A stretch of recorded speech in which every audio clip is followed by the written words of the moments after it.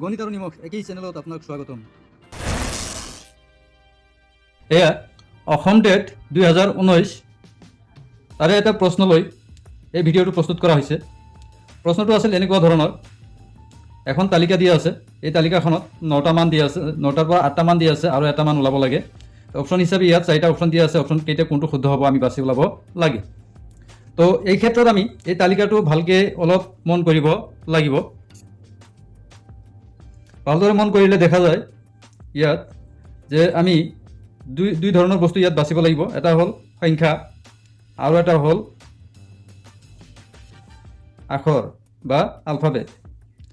Alphabet কেইটা ইয়াতে A B C তিনিটাই দিয়া আছে, এ দিয়া আছে, চি দিয়া আছে, ক'ৰবাত বি দিয়া আছে, এনেকৈ দিয়া আছে আৰু সংখ্যাবিলাক এনেকৈ দিয়া আছে।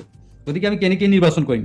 গতিকে প্ৰথমতে আমি চাওঁ, এনেকৈ যদি আমি চাওঁ পথালিকে আলফাবেট কেইটা যদি মিলাই লওঁ, প্ৰথমতে চি এ চি, ইয়াত আছে বি এ, মাজতো কি হয় ওলাব লাগে, ইয়াতে এ বি বি, তাৰমানে এই এনেকুৱা লাইনত তাৰমানে তিনিওটা আলফাবেট নাই, তাৰমানে উলম্ব লাইনত। এতিয়া পথালিকে যদি আমি চাওঁ তেতিয়াহ'লে কি দেখা যায় যে চি বি এ, তাৰমানে এই লাইনত এও আছে, বিও আছে আৰু চিও আছে।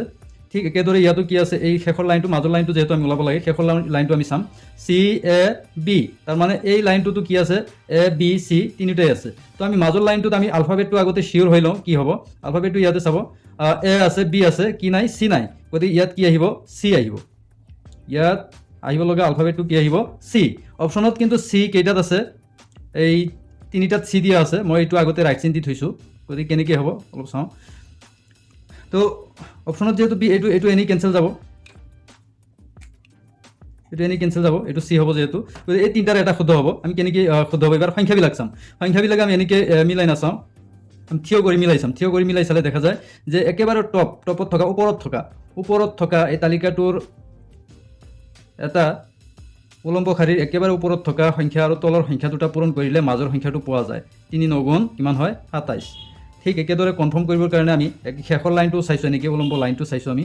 তো ইয়াতো দেখা যায় যে ওপৰৰটো, একেবাৰে ওপৰৰ 4 আৰু তলৰ 16 যদি পূৰণ কৰি দিওঁ তেতিয়াহ'লে কি হয়, 64 হয়।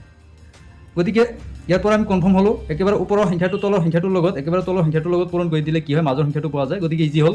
গতিকে ইয়াত আছে 2 আৰু তলত একেবাৰে কি আছে, 4 আছে। গতিকে ওপৰৰ সংখ্যাত 2 আৰু 4 পূৰণ কৰি দিলে 4 2 গুণ কিমান হ'ব, 8 হ'ব। গতিকে ইয়াতে সংখ্যাটো কি আহিব, 8। গতিকে আনচাৰটো কোনটো হ'ব, 8C। এইটো ক'ত আছে, অপশ্যন এত আছে। গতিকে এ নম্বৰ অপশ্যনটো শুদ্ধ। গতিকে এনেদৰে আমি এনেকুৱা পাজলিং যিবিলাক কুৱেশ্যন আছে সেইবিলাকৰ সমাধান কৰিব পাৰি। আৰু এইবিলাক পাজলিং বস্তুবিলাক আমি কুৱেশ্যনবিলাক অলপ ভালদৰে মনোযোগ দি চাব লাগিব। ধন্যবাদ।